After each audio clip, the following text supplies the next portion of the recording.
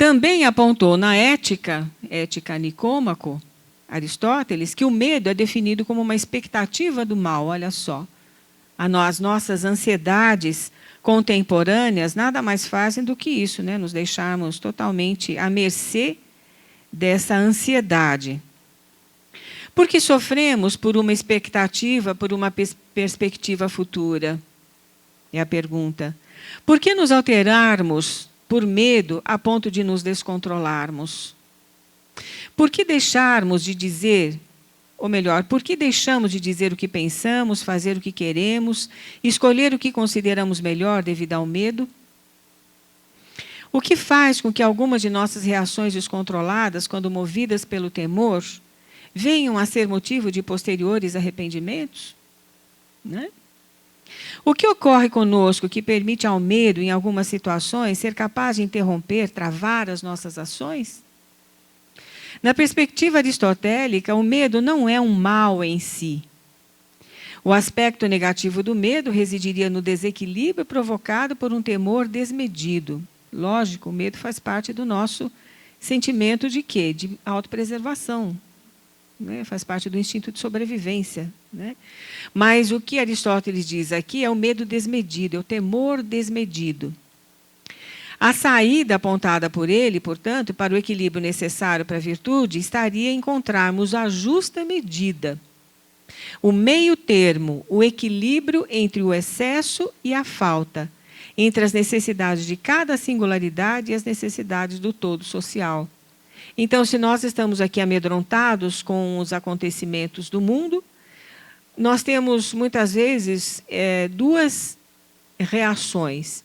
O medo em si, o pânico, ou então a ausência de perspectivas, ou até o descomprometimento, ou o desprezo por tudo aquilo que está ocorrendo, e o isolamento.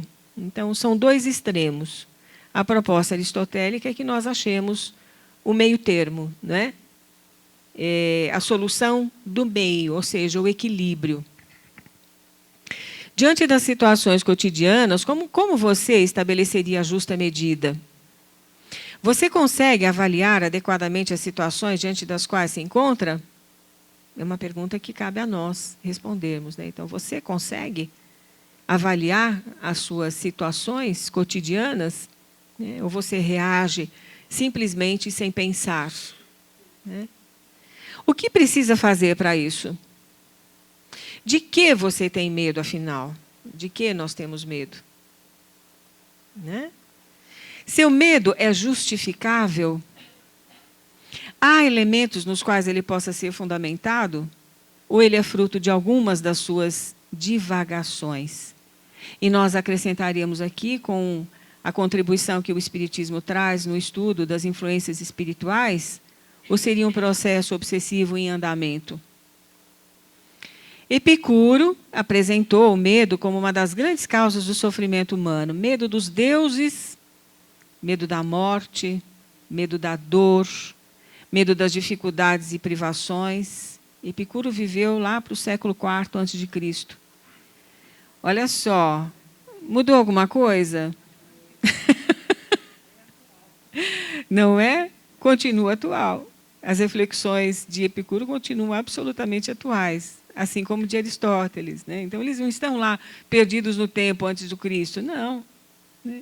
Então, veja o quanto que nos falta ainda evoluir nesse pensamento, porque se os dramas que eles viviam naquela época ainda são os nossos dramas, meu Deus, alguma coisa está errada. O que nos falta ainda para que possamos enfrentar as dificuldades criadas por nós mesmos de uma forma mais coerente, mais harmônica, mais equilibrada?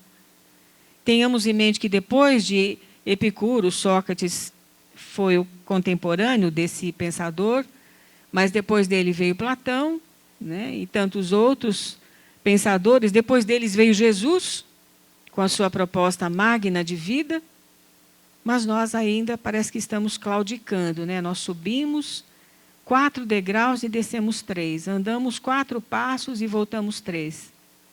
Né? Então, Epicuro considerava que esses medos eram fundamentados em opiniões falsas e propunha o conhecimento de si e do universo como caminho para a imperturbabilidade humana. Você consegue não se perturbar com os seus medos? Se você buscasse as origens desses medos, o que encontraria? Eles são justificáveis? Os estoicos defendiam que o mundo possuía uma ordenação racional perfeita e que o medo era derivado de vermos no mundo algo que não existia e que não podia existir, ou seja, fruto da imaginação. A pessoa, quando está com medo, ela muitas vezes cria situações em derredor dela, passa a ver uma realidade inexistente, fruto da sua própria fantasia. Segundo eles, calma e equilíbrio racional seriam suficientes para nos guiar do medo à precaução, não havendo um mal que pudesse ameaçar a razão. Então, hoje, por exemplo, já que nós estamos frente a tantas dificuldades, precaução. O medo nos encaminharia à precaução, ao equilíbrio, portanto. É esse caminho do meio que Aristóteles propõe. Segundo Spinoza, no livro A Ética, a imagem de uma coisa passada ou futura tem o mesmo poder de nos afetar que uma imagem de uma coisa presente. Sem dúvida nenhuma. Quantos fantasmas nós não carregamos conosco, não é? De problemas vividos no passado e que, no entanto, parecem vívidos no presente. Basta a gente levar a memória no tempo. Nós vivenciamos igualmente aquilo que passamos, sofremos da mesma forma, até choramos por um fato que ocorreu há 20 anos atrás. Quantas pessoas não ficam presas a essas mágoas? E quando visualizam o instrumento da sua dor, projetado na pessoa, ou em várias pessoas, não é? Que impacto isso causa no sofredor? Então, foi incapaz de perdoar e incapaz de passar pelo tempo, né? Ficou preso nessa circunstância e praticamente imóvel. Né? A vida passa por ele e ele continua preso nessa situação. Quantas vezes nós não fazemos isso conosco, não é verdade? Ao tratar das afecções, ou seja, das paixões da alma, que é um tema spinoziano,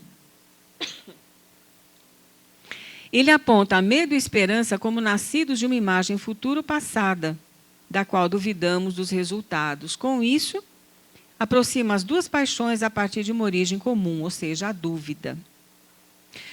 Com efeito, diz Spinoza, abrindo aspas, a esperança não é senão uma alegria instável, nascida da imagem de uma coisa futura passada, de cujo resultado duvidamos. O medo, ao contrário, é uma tristeza instável, nascida também da imagem de uma coisa duvidosa. Se retira a dúvida dessas afecções, desses problemas, a esperança transforma-se em segurança e o medo em desespero. A saber, a alegria ou a tristeza nascida da imagem de uma coisa que tememos ou esperamos. Olha só, Spinoza já pensava isso lá no século XVI, né? Para Epicuro, o medo se fundamenta ou se fundamentava em opiniões falsas.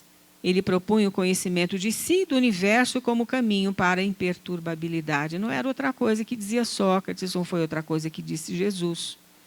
Não é outra coisa que diz o Espiritismo. Não é? Então, por que nós acreditamos muitas vezes em mensagens oriundas de uma internet, onde muitas vezes dizem, né, que a internet é um caminho, como é que fala? É uma zona perigosa, não é? Onde não se faz nada a não ser deliberar através de opiniões falsas, etc. Mensagens pseudo-psicografadas por espíritos pseudo-sábios. Então, toda essa triagem que nós precisamos fazer e que muitas vezes causa impacto essas mensagens, não é? No nosso coração, na nossa alma, na nossa razão. E nós acreditamos. Acreditamos por quê? Porque não aprofundamos o conhecimento necessário dentro da doutrina espírita para fazer essa análise criteriosa daquilo que é mera opinião de um espírito ou de um médium, daquilo que é verdade. Se a filosofia foi todo um caminho percorrido pela humanidade em busca da verdade, Jesus trouxe uma parcela dessa verdade, se não ela toda, que foi revisitada pela doutrina espírita, não é? E trazida nos seus fundamentos principais para a nossa análise e a nossa vivência. Então, vamos deixar de lado um pouco mensagens mediúnicas e nos dedicarmos apenas e tão somente ao estudo da doutrina espírita. Isso é ser ortodoxo? Tem muita gente que diz, ai, mas isso é purismo. Não, não é purismo, não. Quem diz isso é porque não gosta de estudar, né? Que só fica assistindo palestra, que só fica ouvindo rádio, só fica assistindo televisão. Ah, mas é tudo espírita, tá? Tudo espírita, mas não substitui o estudo aprofundado da codificação, das mensagens trazidas pelos espíritos que estão lá, pelos trabalhos que vieram depois com os pioneiros da doutrina espírita, que trouxe para nós, aqui no Brasil, uma possibilidade, uma esperança de renovação de pensar, e com autores belíssimos, no caso Herculano, no caso de Olinda Amorim, Hermínio Miranda e tantos outros, né, que seguem essa sequência. E no campo da ciência, hoje, nós tivemos aqui, inclusive, no centro, a presença de duas pessoas que nós fizemos questão de trazer, que foi o Cosme Massi e o Júlio Pérez, né?